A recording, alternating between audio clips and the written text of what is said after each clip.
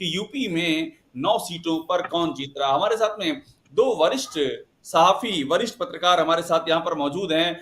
Doctor Mumtaz आलम रिजवी मौजूद हैं, राजनीतिक विश्लेषक हैं, वरिष्ठ पत्रकार रहे हैं। मनोज सिंह वरिष्ठ पत्रकार हमारे साथ मौजूद हैं, कई अखबारों में काम कर चुके हैं, और आप दोनों लोग वो हैं जिनको की नब्ज पता है उत्तर प्रदेश की। मुमताज भाई, आपसे मेरा पहला सवाल यही है कि आज जो तस्वीरें पूरे दिन आई हैं, जिस तरह से पुलिस को देखा गया कि जगह जगह voter ID card police check कर रही है, कई जगह पर पिस्टल भी, एक जगह पर बाकायदा पिस्टल निकाले हुए देखा गया। इन तस्वीरों को देखने के बाद मुझे बताइए, एग्जिट पोल यूपी का क्या लगता है आपको, 9 सीटों में क्या होने जा रहा है? इन तस्वीरों के मद्देनजर बताइएगा। देखिए, बहुत बहुत शुक्रिया अभिषेक भाई आपका कि आपने हमें इनवाइट किया। उत्तर प्रदेश में देखिए जो कुछ हुआ ना, उसकी कोई जरूरत नहीं थी। जिस तरह की तस्वीरें आई हैं, इसकी फिलहाल कोई जरूरत नहीं है, कोई दानिशमंदी नहीं है, और मुझे कई बार ऐसा लगता है। लेकिन मैं सबसे जो अहम बात बताना चाहता हूं वो ये कि ये चुनाव असल में अखिलेश बनाम योगी जी नहीं था। ये चुनाव दरअसल योगी बनाम मोदी जी था, क्योंकि जिस तरह की हार हुई थी 2024 में लोकसभा के चुनाव में, तो उसका ठीकरा किस पे फोड़ा जाता? योगी जी पे फोड़ा जाए कि मोदी जी पे फोड़ा जाए, किस पे फोड़ा जाए? क्योंकि हार तो बहुत बुरी हुई थी। 43 सीटें कहाँ 80, पूरी बात हो रही थी कि 80 और 400 पार, और ये वो सब। और सबसे ज्यादा जो खराब परफॉर्मेंस रही वो यूपी की रही। पहली बार समाजवादी पार्टी तक, मतलब मुलायम सिंह के दौर में भी इतनी सीटें नहीं आई जितना अखिलेश लेकर के आए। और 43 सीटें कांग्रेस, मतलब सब मिला करके 43 सीटें हो गई, आप सोचिए। और 33 पे बीजेपी सिमट गई। तो इसलिए मुझे लग रहा है कि अब ये ठीकरा किस पे फोड़ा जाता, क्योंकि पीएम भी वहीं से आते हैं, बनारस से।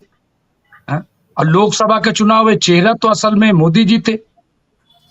लेकिन तो मुझे ऐसा लग रहा है अभिषेक भाई कि अब ये जो चुनाव है, ये चूंकि बाई इलेक्शन है, जिमनी इंतखाबात है, लेकिन योगी जी को ये दिखाना था या दिखाना है कि देखिए, जब असेंबली का चुनाव है और हमारा चेहरा है, तो हम यहाँ पे जीत दर्ज कराएंगे, जीत हम दर्ज कराएंगे। वरना ये 9 सीट से कोई ऐसा थोड़ी कि सरकार बन बिगड़ रही है। 403 सीटों की असेंबली है उत्तर प्रदेश, 9 सीटों क्या मतलब है जिमनी इलेक्शन में? जो 9 सीटें हैं, ये 9 सीटें योगी जी के लिए ज्यादा महत्वपूर्ण हैं, और इसीलिए आज जो इतनी ताकत की नुमाइश जो देखी, क्या इसका कनेक्शन बहुत। यही है कि योगी जी को किसी भी कीमत पर ये चुनाव उनके फेवर में दिखना या बीजेपी के फेवर में दिखना चाहिए? क्या एक पॉलिटिकल मजबूरी है उनके बिल्कुल। लिए? देखिए, पॉलिटिकल मजबूरी है, और बहुत बड़ी मजबूरी है। आप देखिए ना कि 10 सीटों पे चुनाव होना था। अभिषेक भाई, अयोध्या में क्यों चुनाव नहीं कराया? क्या मिल्कीपुर वजह में। है उसकी? मिल्कीपुर में डर गए ना ये। इनको डर था कि अगर अभी तो चल ही रहा है, लोकसभा की हार गए, राम जी ने इन्हें हरा दिया, राम जी ने इनका साथ नहीं दिया। इनका जो इतना बड़ा भव्य मंदिर, जो पूरा जिसका एडवर्टीजमेंट करते रहे, तो उसमें वो कामयाब नहीं हुए। समाजवादी पार्टी जो है, हर जगह वो चेहरा लेके खड़ी हो जाती है, आपको पता है। और अगर जिमनी इंतखाबात में भी वही चीज हो जाती, तो सबसे ज्यादा किसको कि अब यह बताइए, अब तो मोदी जी नहीं ना, पूरे चुनाव में कहीं आपको दिखे भी नहीं, कहीं एक बयान भी नहीं आया। तो अब अगर ये हार होगी तो किसको, किस किस पर टीकरा पूरा फोड़ा जाएगा? बिल्कुल मनोज भाई, ये तो जो बात सीधे कह सीधी बात है। रहे हैं, जो मुमताज भाई ये बात कह रहे हैं, ये बड़ी महत्वपूर्ण बात ये कह रहे हैं कि मोदी जी तो अब है नहीं, अब तो इस चुनाव में जीत होगी तो श्रेय योगी जी को, और हार होगी तो उसका जो ठीकरा है वो योगी जी पर फूटेगा। आपको क्या लगता है कि यही वो वजह थी जो आज पूरे दिन जो जोर आजमाइश दिखी? आज तो ऐसी ऐसी तस्वीरें आई जिनको देख करके लोग हैरान हो गए कि क्या चुनाव में ये भी हो सकता है? मनोज भाई। जी, अब तो अगर वो जीत भी जाती है बीजेपी 9 में से कुछ सीटें, 4 या 5, तो भी मुझे लगता है कि श्रेय तो इस धांधली को मिलेगा कि चुनाव तो मतदान निष्पक्ष नहीं हुआ। क्योंकि जब आप खाई तक खोद दे रहे हैं, एक जगह मैंने देखा कि एक रास्ते से, जिस रास्ते से मतदाता जाते हैं, वहां पे खाई खोद दी गई थी और ह्यूम पाइप लगा दिए गए थे पर क्यों जगह हुआ जगह। मनोज, मेरा सवाल ये है कि ये करने की नौबत क्यों आ गई? जो भी मुमताज कह रहे हैं, ये तो उपचुनाव है, ना सरकार बननी है ना बिगड़नी, 255 सदस्य आपके पास हैं, 255 एमएलए हैं। तो मनोज ये बताइए, ये इतनी अनिवार्यता, इतनी ज्यादा दबाव, ये किस बात का था कि आप जो कह रहे हैं कि कहीं खाई खोद देनी पड़ी और हमने खुद देखा पिस्टल लहराती हुई, दबाव किस बात का था? दबाव योगी आदित्यनाथ पे है, और जो भाजपा के अंदर जो उत्तर प्रदेश में जो झगड़े हैं उसके चलते योगी अकेले हैं, और वो ये सारी सीटें या इसमें से अधिकतर सीटें किसी भी कीमत पर जीत कर ये दिखाना चाहते हैं कि हमारी लोकप्रियता है, हमारी जनता के बीच पकड़ है, हमारा विरोध जो है वो गैर वाजिब है और कोई उसका कारण नहीं होना चाहिए। क्योंकि आप देख रहे हैं कि लोकसभा चुनाव में जिस तरह से बीजेपी और यूपी में हारी है, उसके पास दोनों डिप्टी चीफ मिनिस्टर लगातार दिल्ली में बैठे हुए थे, कोई बातचीत नहीं होती। कैबिनेट की बैठक हो रही है, वो बैठक तक में नहीं आ रहे थे, वो अलग अलग बातें कर रहे थे। तो ये लगातार ये हो रहा था कि शायद नेतृत्व परिवर्तन होगा, और लेकिन बाद में वो चीजें थम गई। फिर ये बात चली गई कि उपचुनाव को देख लिया जाए, उपचुनाव में फिर जैसा रिजल्ट आता है शायद उसमें नेतृत्व परिवर्तन हो। तो मुझे लग रहा है कि योगी यही साबित करना चाहते हैं कि नहीं, हमारी पकड़ है हम लेकिन जिस तरह की तस्वीरें आ जाएंगी उससे तो वो कभी ये साबित नहीं होगा ना कि उस लोकप्रिय इस सरकार का जो इसको कह रहे हैं कि इस भारत की सबसे सफल सरकार है जिसने तमाम उपलब्धियां बिल्कुल जितने भी मुमताज, राज्य ये जो मनोज बात कह रहे हैं, मनोज एक बड़ा मुद्दा उठा रहे हैं और साथ में उनको आज की तस्वीरों से जोड़ रहे हैं। मनोज ये कह रहे हैं कि ये तो तय था कि योगी जी को साबित करना था कि ये चुनाव उन्होंने जितवा दिया, लोकसभा लड़ा गया मोदी जी के नाम पर तो बीजेपी हारी, और उपचुनाव योगी के नाम पे हुआ तो बीजेपी जीती। लेकिन सवाल मेरा ये है कि जो तस्वीरें सामने आई, मुमताज आप सहाफी रहे हैं, आपने कई अखबारों में काम किया है, क्या आपको ये उम्मीद आज सुबह वोटिंग शुरू होने से पहले, क्या आपको ये उम्मीद थी कि ऐसी तस्वीर भी दिखाई पड़ सकती है? नहीं, मुझे अभिषेक बिल्कुल था, क्योंकि मैंने बताया ना कि ये चुनाव चूंकि हुकूमत नहीं, हुकूमत साजी के लिए चुनाव था ही नहीं या है ही नहीं। दरअसल ये वजूद का है, और इसको सेमीफाइनल के तौर पर भी देखा जा रहा है 2027 का। और इसके अलावा एक बदलाव यूपी में, आपको याद होगा कि एक बड़ी ताकत जो है, या जो भी कह लीजिए कि योगी जी अब सीएम नहीं होंगे, इस तरह की बातें भी सामने आ रही थी बैकडोर से। वो ठीक है, वो हिस्सा, तो इसलिए बहुत इंपॉर्टेंट था कि योगी जी को अपनी ताकत और अपनी एक कामयाब सियासत जो है वो दिखाएं। और आपने देखा होगा कि उनको हाईलाइट भी करने की कोशिश की गई। हरियाणा जी जैसे भी है, लेकिन उसका श्रेय किसको दिया? उसका श्रेय मोदी जी को नहीं दिया गया। कुछ मीडिया वालों ने बाकायदा मंसूबाबंद तरीके से उसका क्रेडिट योगी जी को दिया कि योगी जी गए, और योगी जी ने चूंकि वहां पे ये बटेंगे तो कटेंगे, एक रहेंगे तो नेक रहेंगे, ये हरियाणा में जीत का श्रेय योगी आदित्यनाथ को दिया। हरियाणा बिल्कुल बटेंगे। जी। दूसरा ये आप बताइए, दूसरी बात अभिषेक भाई, मैं कई चैनलों पे कहा कि भाई आप ये नारा ले आए, भाई सबका साथ सबका विकास, मोदी जी का कितना बेहतरीन नारा है, सब उसको एक्सेप्ट कर रहे थे। आपने उसमें और ऐड कर दिया था सबका विश्वास, फिर आपने एक और ऐड किया सबका प्रयास। भाई ये तो कितना बेहतरीन था पूरे देश के लिए। फिर ये कटेंगे तो बटेंगे कहां से आ गया? बटेंगे तो कटेंगे कहां से आ गया? अच्छा, एक रहेंगे तो नेक रहेंगे, कौन नेक नहीं है? मतलब आप किसको कह रहे हो कि नेक नहीं? तो मोदी जी ने उसमें थोड़ा सा करेक्शन कर दिया कि नहीं, एक रहेंगे तो सेफ रहेंगे। तो मोदी जी थोड़ा थे उसमें, लेकिन इसको क्या आपको नहीं लग रहा है चलाने की कोशिश की गई? अब आप सोचिए कि आप झारखंड जा रहे हो यूपी के सीएम के तौर पे, और वहां पे फिर आप मुंबई जा रहे हो, वहां भले ही कुछ हो, लेकिन अगर आप यूपी की सीटें हार गए तो सब पे तो पानी फिर जाएगा। मुझे आप ये बताइए, ये डरे कि आप अपनी सीट तो बचा नहीं पाए। इस सवाल में मनोज से भी लूंगा। अब आप मुझे बता दीजिए ना, आपका सेंस क्या कहता है, इन 9 सीटों में बीजेपी कितना ले जा रही है? आप मुझसे पूछ रहे हैं? आपसे पूछ रहा हूं मैं। इसके बाद इस सवाल में मनोज भाई से पूछूंगा, आपको क्या लगता है? नहीं, देखिए ऐसा है, मैं इसलिए अभिषेक भाई कुछ नहीं कह सकता, क्योंकि जब फेयर इलेक्शन हो तब प्रिडिक्शन की जा सकती है, तब उस पर बात की जा सकती है। जब आप खुद ही स्टार्टिंग में कह चुके हैं और मनोज भाई ने जो बात कही है, अब इसमें क्या प्रिडिक्शन करें हम? अभी तो जब जब ये वोटिंग में इस तरह से हुआ है तो काउंटिंग में कैसे होगा? अब उसमें मैं प्रिडिक्शन क्या करूं? वरना तो मैं खबर तो ये आ रही थी कि 9 सीटें समाजवादी जीत रही है। नहीं, खबर तो ये थी कि 9। अब आप देख लीजिए कि वोट ऑफ परसेंटेज कितना कम हो रहा है। क्यों कम हो रहा है? करें। हाँ? और मनोज जी बताइए, लोकसभा में तो जैसे कि भरपूर मैं जनता से पूछ रहा हूँ, मेरा सवाल ये कि कुंदरकी जैसी सीट जो इतनी ज्यादा मुस्लिम बाहुल्य है और जहां पर आज दिन भर वहां से तस्वीरें आती रही, मुस्लिम महिलाओं की आवाज, मुस्लिम पुरुषों की आवाज कि उनको वोट नहीं डालने दिया जा रहा है, पुलिस उनका जो आई कार्ड है वो चेक कर रही है, ये सारी बातें। कुंदरकी की मैं बात कर रहा हूं। मनोज, आपको क्या लगता है कि कुंदरकी जैसी सीट भी, और वहां मैं आपको बताऊं समाजवादी पार्टी के उम्मीदवार ने यहां तक कह दिया है कि ये फिर से आप मतगणना कराइए, यानी कि होपलेस हो गए वो। आपको क्या लगता है, क्या कुंदरकी भी इन हालातों में बीजेपी जीत सकती है मनोज? बिल्कुल, जैसे कि रामपुर में हुआ था, आप याद करिए कि रामपुर में जो बाई रामपुर में इलेक्शन था हुआ था, जी, बिल्कुल। वो आज जो हो रहा है, वो जो रामपुर में दोहराया जा चुका है। आज हम्म, उसको फिर से इस उपचुनाव में किया जा रहा है कि वहां तो यही किया गया था कि वोट डालने ही नहीं दिया गया था लोगों को, और वो रामपुर में दिखा दिया कि हम जीत गए। लेकिन आज सब लोग वास्तविकता जानते हैं कि वो आप जीते नहीं थे, किस तरह से जीते थे।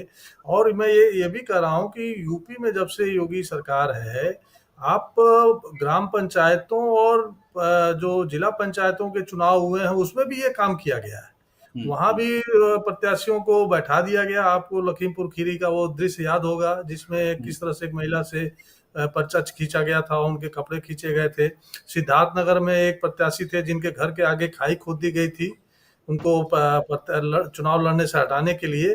तो एक नई प्रैक्टिस जो यूपी में पैदा हुई कि किसी भी प्रकार से हर तरह की सीटों को जीत लेना है, चाहे उसके लिए प्रत्याशी को बैठा दिया जाए जबरदस्ती, या मतदान करने से लोगों को वंचित किया जाए। और ये जो है लगातार, ये जो कह सकते हैं कि डिग्री बढ़ती जा रही है, इस उपचुनाव में इंतहा हुई है कि इंतहाओं की आप। आप खैर। और मैं आपको बता दूं मनोज, हमारे पास अभी जो एग्जिट पोल आ रहे हैं, मुमताज आप भी ध्यान दीजिएगा, अभी इस समय मैट्रिज ने यूपी का जो एग्जिट पोल दिया है, 7 सीटें दी हैं बीजेपी को, 2 सीटें दी हैं सपा को। ये जो पहला एग्जिट पोल मनोज, पहला सामने आ गया 7 और 2, कहीं ये 9-0 ना हो जाए कि 9 की 9 बीजेपी, ये भी हो सकता है क्या? नहीं, करहल में तो नहीं जीत पाएंगे, चाहे कुछ भी कर ले वहां, तो आप नहीं रोक पाएंगे वहां पे। जीत तो कुंदरकी भी सीसामऊ, मुश्किल है, इस हिसाब से तो कुंदरकी बड़ा मुश्किल है, हाँ सीसा वो तो बहुत हाँ, मुश्किल लेकिन है अगर इससे देखें तो हम।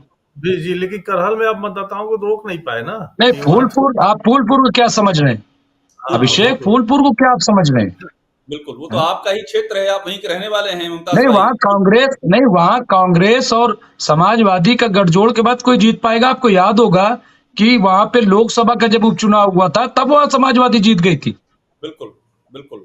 और वो हाल ही ये में तो, तो वहां तो पल्लवी पटेल जीती वहां से, सिराथू से। और हाँ, कटहरी भी बहुत सिराथू मजबूत सीट है। पल्लवी हमारा हमारा ही है। सिराथू तो हमारी विधानसभा है। भाई मैंने कहा तो कि आप उसी क्षेत्र के रहने वाले हैं। हाँ हाँ, तो इसलिए इसलिए देखिए, ऐसा है कि मैंने कहा ना कि ये तमाम प्रिडिक्शन जो है, और एग्जिट पोल क्या हरियाणा को दिखा रहे थे, बताइए आप, और क्या रिजल्ट हो गया बिल्कुल। है?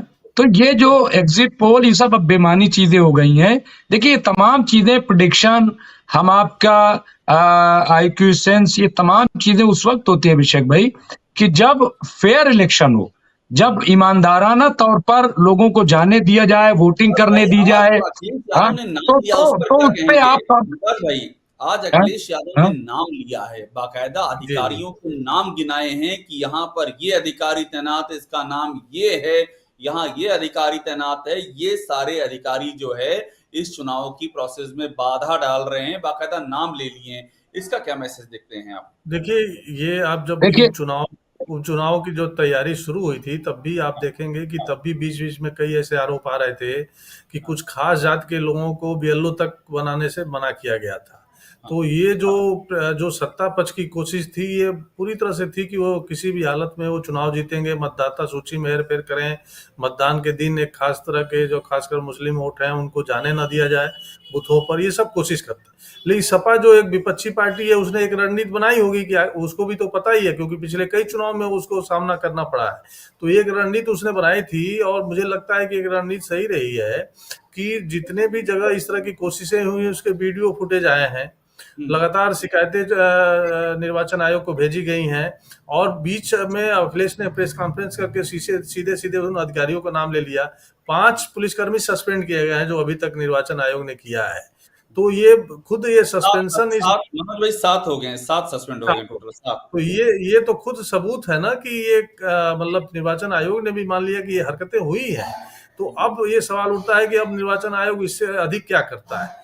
नहीं तो ये चुनाव तो बेमतलब होते जा रहे हैं ना। अब तो किसी भी चुनाव का कोई मतलब ही नहीं है जिसमें आप तो पहले आप प्रत्याशी को लड़ने से हटा दें, फिर मतदाता सूची में बहुत सारी गड़बड़ियां कर दें, फिर मतदाताओं को जाने न दें, और फिर मतगणना के देखिए समय लोग चुनाव में कम से सबके कम बीच मुमताज भाई जो मैं सवाल कर रहा था कि जो नाम लिया है अखिलेश यादव ने, अधिकारियों का नाम लिया है, ये बड़ा महत्वपूर्ण था। और उसमें नाम क्या है, कमिश्नर से लेकर के इंस्पेक्टर तक का नाम है। मुमताज भाई, ये क्या देखिए मैसेज? देखिए ऐसा है, नाम ले लिया कोई बहादुरी नहीं है।